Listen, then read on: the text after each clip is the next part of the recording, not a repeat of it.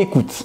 Alors ça, c'est le mot fort dont je souhaiterais vous parler. L'écoute, c'est quoi? C'est tout simplement peut-être le premier pilier d'une bonne communication avec les autres. Eh oui, on pense que parler c'est important, mais savoir parler, c'est surtout savoir écouter. C'est ce qui fait toute la différence. Parce que lorsque l'on écoute, on comprend. Et lorsque l'on comprend, on est capable de bien parler. Alors au premier abord, ça paraît simple, parce qu'on le fait depuis qu'on est jeune. Mais quand on essaye de réellement écouter, on se rend compte que c'est plus compliqué qu'un entraînement de sport et que ça demande vraiment de la préparation. Humour. On le sait, on le sait tous. Le sourire, l'humour, le plaisir en fait tout simplement que l'on peut avoir à émettre une bonne vibe auprès de quelqu'un, c'est ce qui peut faire toute la différence. L'humour en communication est quelque chose qui va changer la donne parce qu'il va nous permettre parfois de tout simplement réussir à calmer une situation qui pouvait être un peu tendancieuse, une situation qui pouvait être irritante, une situation qui pouvait amener vers l'explosion. L'humour est un bon moyen de pouvoir recréer de la proximité, recréer du lien et tout simplement parfois enlever l'épine dans une situation qui, au premier abord, paraissait complexe, mais qui, avec l'humour, paraît complètement anodine. Les autres. C'est peut-être les autres, les personnes les plus importantes lorsque l'on communique. Alors, on parle beaucoup d'écoute, mais écouter ne veut pas dire se concentrer sur soi, ne veut pas dire parler de soi, ne veut pas dire non plus essayer à tout prix de placer notre expérience ou notre expertise. C'est sur les autres que l'on doit se concentrer. Et quand je dis les autres, c'est se concentrer véritablement sur eux. Ne pas penser à nous, mais penser en premier lieu à ce qu'on pourrait leur apporter. À savoir les écouter complètement, et c'est ça qui fera toute la différence. Lorsque l'on veut vraiment être utile pour les autres, le tout est de ne plus penser à soi. Apprentissage.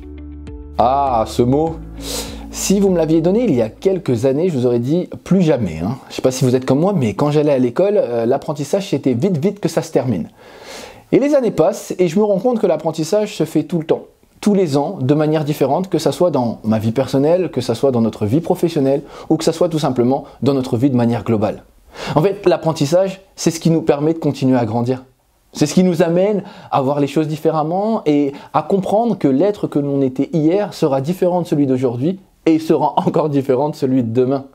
En fait, l'apprentissage, c'est un peu la richesse de notre vie. Si bien sûr, l'on apprend des choses que l'on aime. Alors parfois, oui, je vous l'avoue, il y a des choses qu'on n'aime pas quand on l'apprend. Mais c'est toujours intéressant parce qu'il y a toujours quelque chose à retirer qui va nous transformer et qui nous amènera à être une meilleure version de nous-mêmes.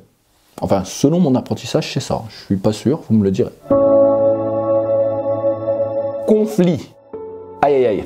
Aïe aïe aïe aïe aïe aïe. Ah, ça c'est ce qu'on n'aime pas. Enfin, il y en a qui adorent ça, je le comprends. Alors, moi, j'en fais pas partie. Je ne sais pas si vous êtes comme moi. Mais le conflit, c'est le moment qu'on redoute le plus. Le pire, c'est que souvent, celui-ci n'est pas fondé. Il est sur un petit détail, sur une incompréhension. Sur un moment où on n'a pas su écouter l'autre, sur un moment où on a mal compris l'autre, sur un moment où il y a eu un biais qui est arrivé et qui a complètement transformé la manière dont on aurait pu comprendre l'autre. Alors ces biais, il y en a plein, que ce soit des biais d'affection, que ce soit des biais de jugement, des biais de patience, des biais d'autorité, des biais d'effet miroir. Il y a plein d'erreurs qui vont amener au conflit. Mais le pire, ce n'est pas réellement l'écoute, c'est la manière après dont on va les traiter. C'est ça qui est gênant. C'est-à-dire que le conflit en soi pourrait s'arrêter si on était capable, après coup, de réécouter et de prendre en compte l'autre. C'est marrant, ça me fait penser à un mot dont on a parlé tout à l'heure. Et là-dessus, en fait, ce qui va être intéressant dans le conflit, c'est tout simplement de savoir comment bien le gérer. Tout le monde peut être dans une situation de conflit. Tout le monde peut la vivre. Le plus important, c'est de savoir comment en sortir. Et pour ça, eh bien, il y a déjà plusieurs choses. La première, je ne sais pas pourquoi, mais je me doute que vous allez deviner en quoi ça consiste, c'est l'écoute. Ben oui, écouter, ça nous permettra de savoir ce que l'on n'a pas entendu et ce sur quoi on est peut-être passé à côté.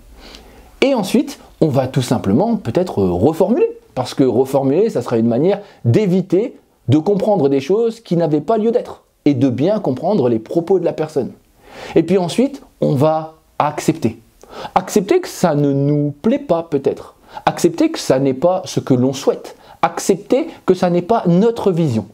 Alors, quand je vous dis ça, ça ne veut pas dire accepter quelque chose qui est inacceptable. On restera bien sûr dans le principe de faire attention à notre personne.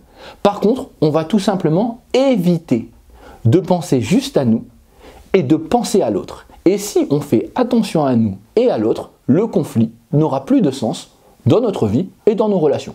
Bon, après, parfois, quelques petits conflits bien drôles, c'est marrant. Hein? On va s'avouer. Entre vous et moi.